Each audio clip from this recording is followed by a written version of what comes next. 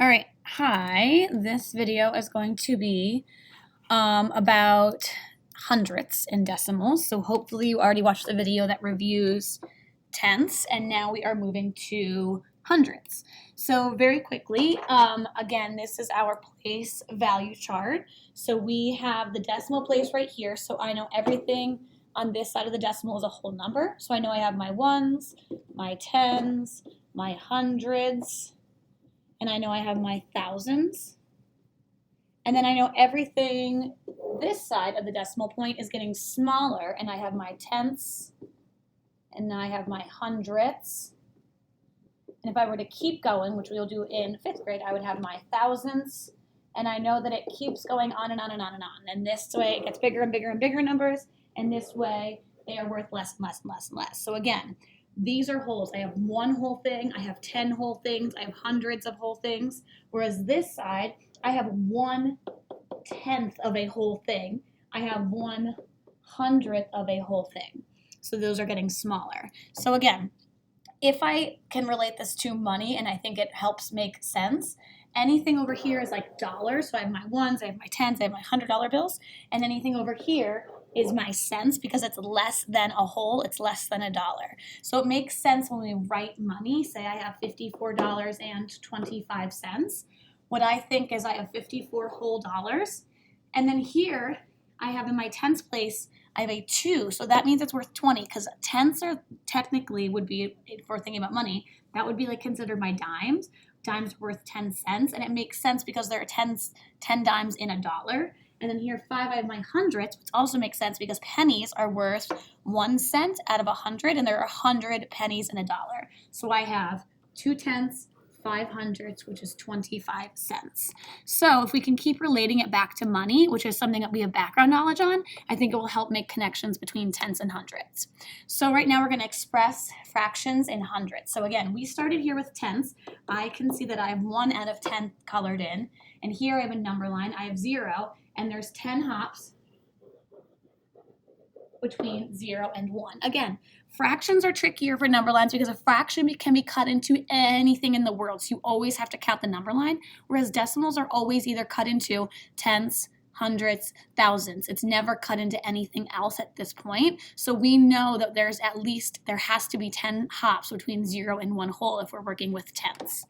Now, hundredths are a lot smaller, so if you can see the comparison between 1/100th, 1 out of 100 is a lot smaller than 1 out of 10. So if we're looking at this same number line, here's my number line for tenths, and then the same number line for hundredths, you can see that there's so many more little tick marks because, again, this same number line is cut into 100 little pieces. So 100th is really teeny tiny. It's 1 out of 100, so it's smaller than a tenth. So here's the tricky part when we're writing. When we write 1/100th, so 1/10 is, I have a 1 in the tenths place. 1/100th means I have a 1 in the hundredths place, okay? So again, 1/100th, 1 cent, 1 penny. 1/10 is 1 dime, which is 0 and 1/10.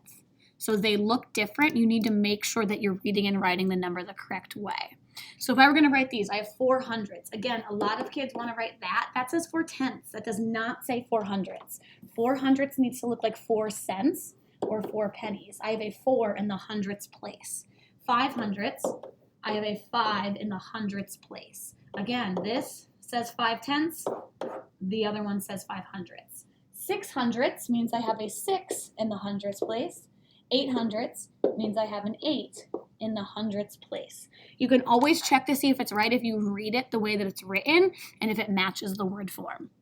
Okay, again, a lot of times kids want to count every single one of these. You don't have to. I know that if this is cut into 100, each of these has 10 blocks. If this whole thing is 10 and I'm getting rid of 1, I know that there's 9 hundredths here. Sometimes it's helpful to write it as a fraction first and then write it as a decimal. That's fine.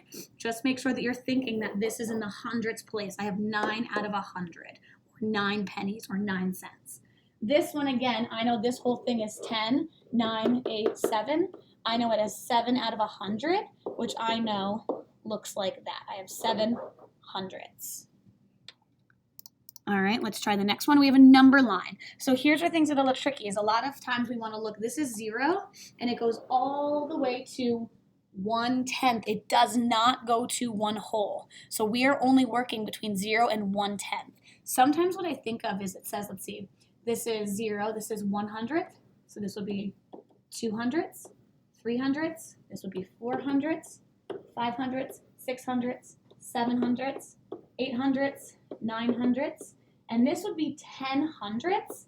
10 hundredths equals 1/10. They are the same thing. So we can simplify 10 hundredths to be 1/10. So I know that that and that are the same. 0 and 1/10 and 0 and 10 hundredths are equivalent. They are the same amount. It would be like me saying 10 ones and 1/10 are the same. So they are the same amount, they're just written differently. So again, here is our 100th if we have a number line.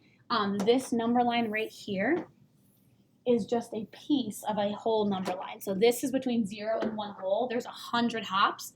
This number line between 0 and 1/10 is literally this little piece right here. It's just kind of blown up and zoomed in. That way we're only worrying about a piece of the number line. Okay, so again, what I just talked about is the idea that 10 hundredths is equal to 1/10.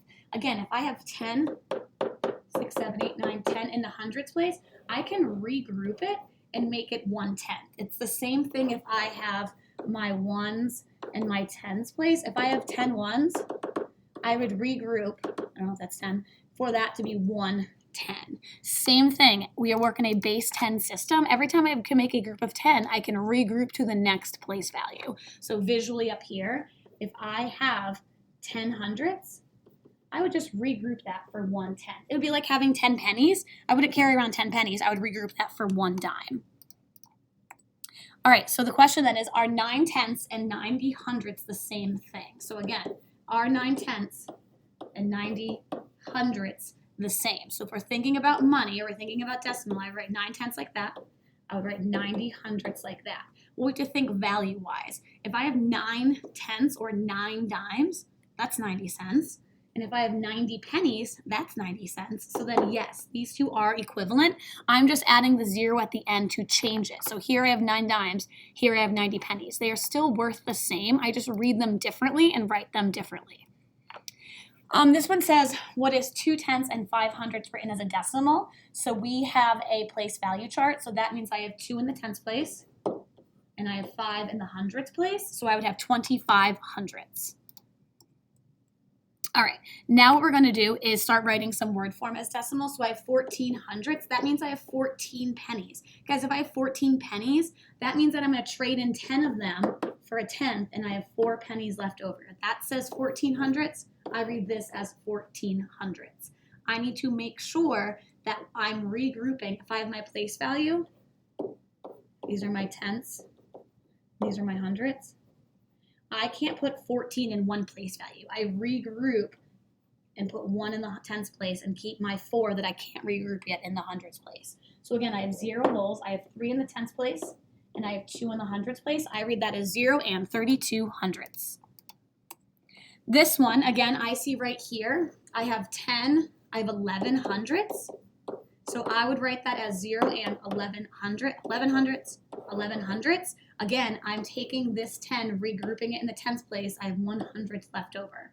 Here I have 10, 20, 30, 40. So I have 4 tenths, 1, 2, 3, 4, 5, 6, 7, 8, and 8 hundredths. I have 48 hundredths. I can think of it as 48 cents. I can think of it as 4 dimes and 8 pennies. I have 48 hundredths. Here's a number line. Again, this one goes from 0 to 1/10 to 0 to 2/10. A lot of times kids see this 0 and 1/10 and think there's nothing less than that and they're not sure what to do. We have to remember that 1/10 is the same as 10 hundredths. So if I'm here and I have 0 and 1/10, I can put a 0 right there and make the equivalent decimal and make that 10 hundredths. And instead of saying 2 dimes, I can say I have 20 pennies. I have 10 cents or 20 cents, and then I can think about it. This is 10 hundredths, 9 hundredths, 8 hundredths. This one would be 7 hundredths. This would be 11 hundredths, 12 hundredths, 13 hundredths, 14 hundredths. okay? So number lines can get a little bit tricky. Now what I'm going to do is we're going to look at a couple more place value charts. So here I have 0 ones. This black line is my decimal point. I have 1, 2, 3, 4, 5 in the tens place. 1, 2, 3, 4. I have 0 and 54 hundredths.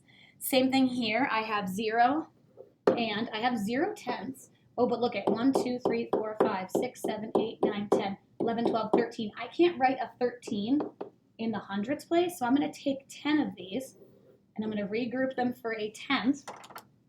And then instead, I have 0 and 13 hundredths. 21 hundredths I write as 21 hundredths. 87 hundredths, again, I'm thinking of pennies. I have 21 pennies because I have 100 pennies and $1. That looks like 21 cents. Here I have 87 pennies. This looks like 87 cents. This one says, what is 2 ones? 2 ones, and when I see that word and, I know it's a decimal point. 4 tenths and 7 hundredths. So I have 2 and 47 hundredths. This one I have 3 ones and 1 tenth and 1, 2, 3, 4, 5, 6, 7, 8.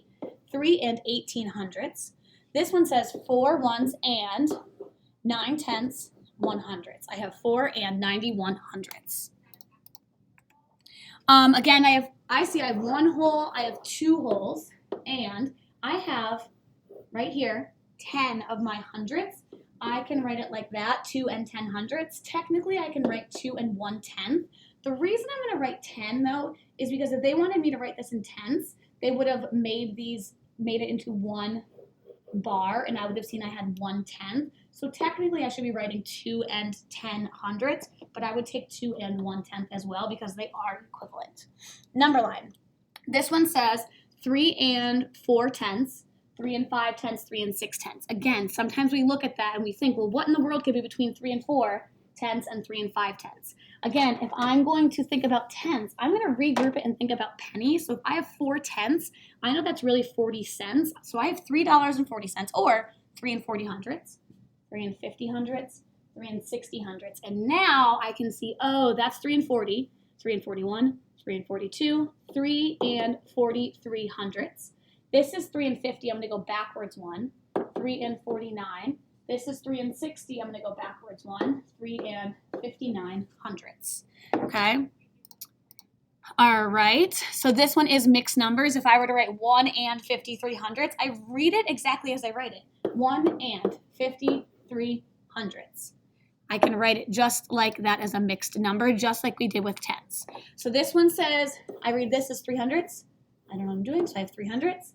This one says 31 hundredths. Sometimes we see the hundredths and we're like, oh, there's a 1 in the hundredths place. They want to know how many total hundredths are there. So again, I'm regrouping everything into hundredths or everything into pennies. If I have 31 hundredths, I have 31 pennies, or I have 31 hundredths.